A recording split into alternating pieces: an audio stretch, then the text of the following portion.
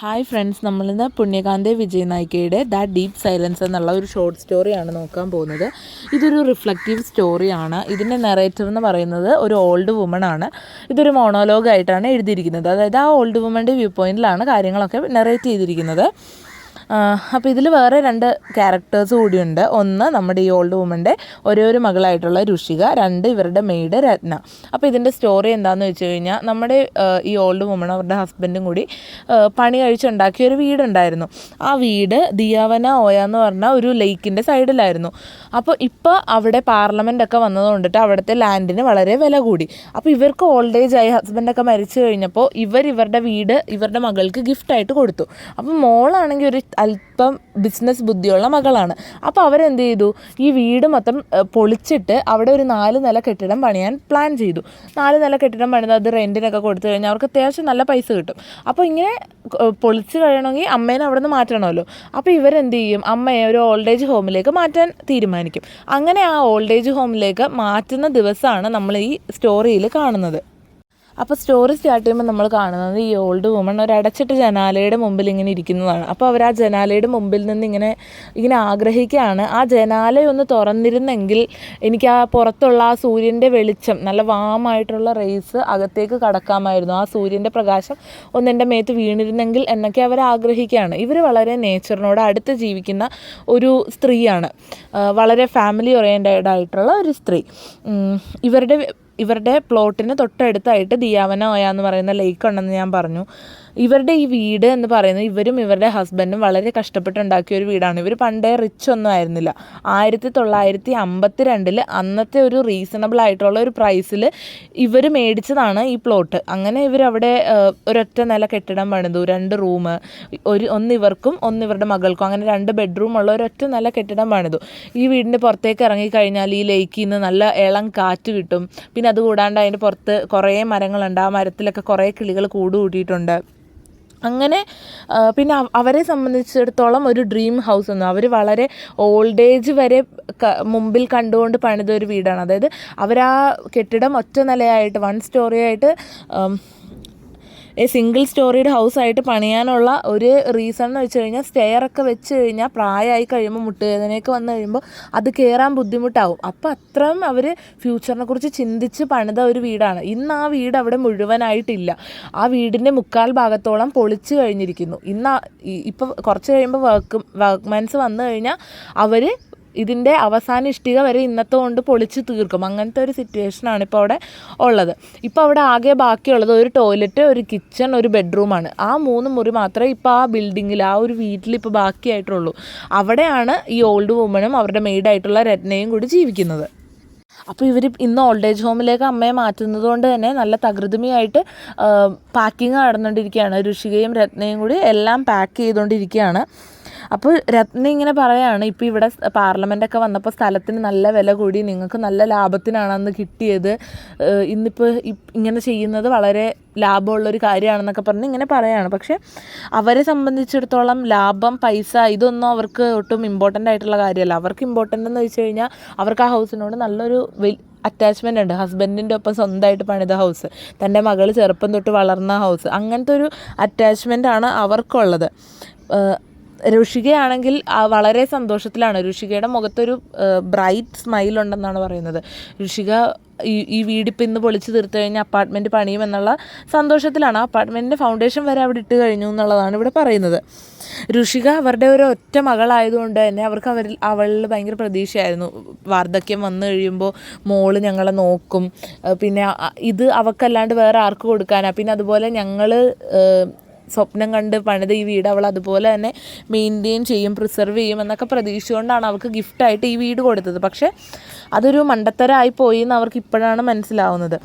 അങ്ങനെ രുഷിക അകത്തേക്ക് വരികയാണ്. എന്നിട്ട് നമ്മുടെ ഓൾഡ് ലേഡിയോട് പറയാണ്, അമ്മയെ ഇന്ന് ഓൾഡ് ഏജ് ഹോമിൽ കൊണ്ടുവന്ന് ആക്കും, പേടിക്കൊന്നും വേണ്ട. സുശീല പറഞ്ഞായിരുന്നു അവിടെ അമ്മയ്ക്ക് നല്ല കമ്പനി കിട്ടും, അമ്മയുടെ പ്രായത്തിലുള്ള ഒരുപാട് ആൾക്കാർ അവിടെ ഉണ്ടാവും, നമുക്ക് നല്ല സന്തോഷമായിരിക്കും. പിന്നെ ഇവിടെ ആണെങ്കിലും അമ്മ എങ്ങനെ ഒറ്റയ്ക്ക് താമസിക്കാനാ? രത്നക്ക് വല്ല ആവശ്യം വന്ന് വീട്ടിൽ ലീവിന് പോകേണ്ടി വന്നു കഴിഞ്ഞാൽ അമ്മയോട് ഒറ്റയ്ക്ക് നിൽക്കണ്ടേ? അതെങ്ങനെ ശരിയാവാനാ? പിന്നെ അമ്മയ്ക്ക് വല്ല അസുഖം വന്നാലും നോക്കാൻ അവിടെ നല്ല ട്രെയിൻഡ് ആയിട്ടുള്ള നേഴ്സുമാരുണ്ട്. പിന്നെ അല്ലാത്ത അമ്മയുടെ എല്ലാ ആവശ്യത്തിനും അവിടെ മേറ്ററിനുണ്ട്. അമ്മയ്ക്ക് അവിടെ വളരെ കംഫർട്ടബിൾ ആയിരിക്കും എന്നൊക്കെ പറഞ്ഞ് ഋഷിക അവരെ ഒരു റീഅഷ്യൂർ ചെയ്യാണ്. അപ്പോഴേക്കും ഈ ഓൾഡ് വുമൻ്റെ മൈൻഡിലുണ്ടായിരുന്ന കാര്യങ്ങൾ ഓൾഡ് വുമൺ അറിയാണ്ട് തുറന്ന് പറയാണ്, ഞാൻ എന്തിന് മരിക്കാൻ വേണ്ടിയിട്ട് ആ ഓൾഡ് ഏജ് ഹോമിലേക്ക് പോകണം. അതായത് ഇവർക്ക് അത്യാവശ്യം പ്രായമായി, ഏകദേശം 70 വയസ്സോളം, അവരുടെ ഒരു 70s അവർ കടന്നു പോയിക്കൊണ്ടിരിക്കുന്നത്. അവരുടെ ഹസ്ബൻഡ് മരിച്ചത് ഈ വീട്ടിലാണ്, നിൻ്റെ അച്ഛൻ മരിച്ചത് ഈ വീട്ടിലാണ്, പിന്നെ ഞാൻ എന്തിന് മരിക്കാൻ വേണ്ടി ആ ഓൾഡ് ഏജ് ഹോമിലേക്ക് പോകണം? എനിക്ക് എൻ്റെ ഈ വീട്ടിൽ, എൻ്റെ ഭർത്താവ് മരിച്ച് ഈ വീട്ടിൽ കിടന്ന് മരിച്ചാൽ മതി എന്ന് പറയാണ്. അപ്പോൾ ഋഷിക പറയണം, അമ്മ എന്താ പറയുന്നത്, അമ്മ മരിക്കാനൊന്നും പോകുന്നില്ല, നമുക്ക് അവിടെ പോയിട്ട് നല്ല സുഖമായിട്ട് കംഫർട്ടബിൾ ആയിട്ട് ജീവിക്കാം, നമുക്ക് അവിടെ ഇതിലും വലിയ വീടാണ് അവിടെ ഉള്ളത്, നമുക്ക് അവിടെ നല്ല സുഖമായിരിക്കും എന്നൊക്കെ പറയാണ്.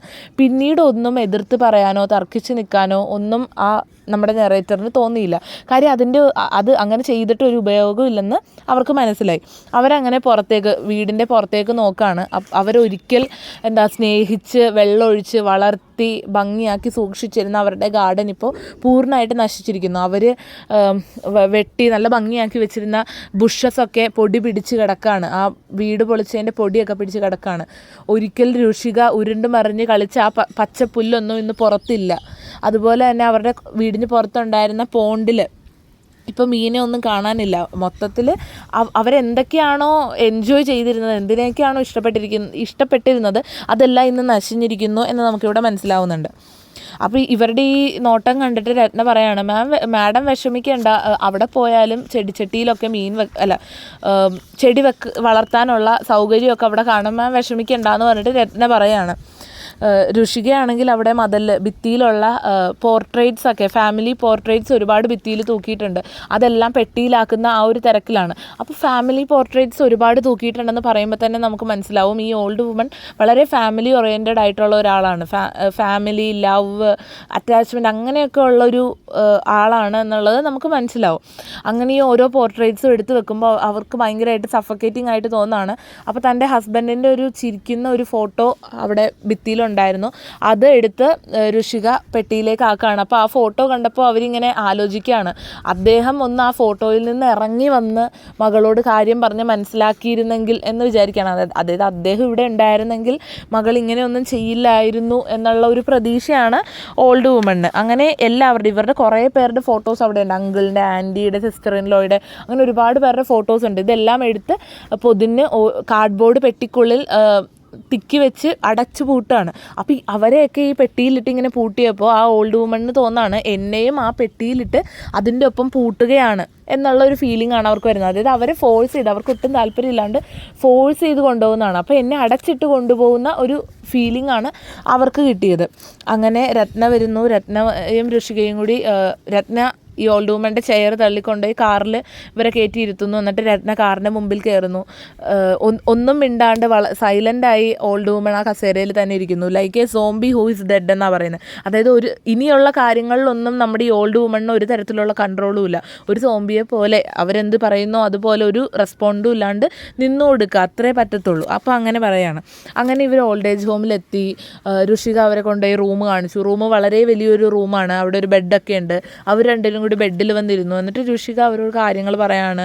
അമ്മ കുറച്ച് നാൾ കഴിയുമ്പോൾ തന്നെ ഇത് ഹോംലി ഫീൽ ആവും, നമുക്ക് പിന്നെ ഈ വീട് പോലെ തന്നെ നമുക്കിത് തോന്നും എന്നൊക്കെ പറഞ്ഞിട്ട് ഋഷിക പറയാണ്. എന്നിട്ട് ആ കൊണ്ടുവന്ന ഫാമിലി പോർട്രേറ്റൊക്കെ അവിടെയുള്ള മതിലിൽ തൂക്കുകയാണ്. തൻ്റെ സ്വന്തം വീട്ടിൽ നിന്ന്, താൻ ഒരുപാട് സ്നേഹിച്ച തൻ്റെ സ്വന്തം വീട്ടിൽ നിന്ന് അവരെ പിടിച്ച് പുറത്താക്കിയ ഒരവസ്ഥയാണ്. പിടിച്ച് പുറത്താക്കിയിട്ട് ഇപ്പോൾ ഈ ഓൾഡ് ഏജ് ഹോമിൽ കൊണ്ടുവന്ന് ഈ ഫോട്ടോയൊക്കെ തൂക്കി ഇത് വീട് പോലെ ആവും എന്ന് പറഞ്ഞ് ഒരു ഹിപ്പോക്രസി അല്ലെങ്കിൽ ഒരു സർക്കാസം പോലെയാണ് ഇവിടെ ഇത് കാണിച്ചിരിക്കുന്നത്. അങ്ങനെ കാര്യങ്ങളൊക്കെ പറയുകയാണ്. എന്നിട്ട് അപ്പോൾ രത്ന പുറത്ത് അവിടെ മേറ്ററിനോട് എന്തൊക്കെയോ പറഞ്ഞ് ചിരിക്കുന്നുണ്ട്. ഋഷിക ഇവരോട് ഗുഡ് ബൈ ഒക്കെ പറഞ്ഞൊരു ഹഗ്ഗൊക്കെ കൊടുത്ത് അവരെ അവിടെ ആക്കിയിട്ട് ഒറ്റയ്ക്ക് ആക്കിയിട്ട് പോവുകയാണ്. പക്ഷേ ആ ഓൾഡ് വുമൺ ഒന്നും തിരിച്ച് പറഞ്ഞില്ല എന്നാണ് പറയുന്നത്. വളരെ സൈലൻ്റായിട്ട് അവിടെ ഒന്നും മിണ്ടാണ്ടിരുന്നു എന്നുള്ളതാണ് പറയുന്നത്. അപ്പോൾ ഈ ഓൾഡ് വുമൻ്റെ ഈ ഒരു സൈലൻസിനെ തന്നെയാണ് നമ്മുടെ ഈ സ്റ്റോറിയുടെ ടൈറ്റിലിൽ പറയുന്നത്, ഈ ഡീപ്പ് സൈലൻസ് എന്ന് പറയുന്നത്. ആദ്യം തൻ്റെ വീട് പൊളിച്ച് അവിടെ ഒരു ചെറിയ ബിൽഡിങ് പണിയാൻ പോവുകയാണ് എന്ന് പറഞ്ഞപ്പോൾ അതിനെ എതിർക്കാനായിട്ട് അവർക്ക് പറ്റിയില്ല. അപ്പോൾ അവർ വളരെ സൈലൻ്റ് ആയിട്ടിരുന്നു. അവിടെ ആയിരുന്നു ഈ സൈലൻസിൻ്റെ ഒക്കെ തുടക്കം. പിന്നീട് ഇവിടെ ഒരു 4 നില കെട്ടിടം പണിയാൻ പോവുകയാണ്, ഓൾഡ് ഏജ് ഹോമിലേക്ക് മാറ്റാൻ പോവുകയാണ് എന്നൊക്കെ പറഞ്ഞപ്പോൾ വേണമെങ്കിൽ ഋഷികയുടെ വീട്ടിലേക്ക് സ്വന്തം അമ്മ എന്നുള്ള രീതിയിൽ, അല്ലെങ്കിൽ അവരുടെ കുട്ടികളുടെ അമ്മുമ്മ എന്നുള്ള രീതിയിൽ തൻ്റെ വീട്ടിലേക്ക് വേണമെങ്കിൽ കൊണ്ടുപോകായിരുന്നു ഇവർ. പക്ഷെ അതവൾ ചെയ്തില്ല. അപ്പോഴും ഇവർ നിശബ്ദയായിട്ടിരുന്നു. അങ്ങനെ ഈ ഒരു നിശബ്ദതയെക്കുറിച്ചിട്ടാണ് ഈ സ്റ്റോറിയുടെ ടൈറ്റിൽ പറയുന്നത്.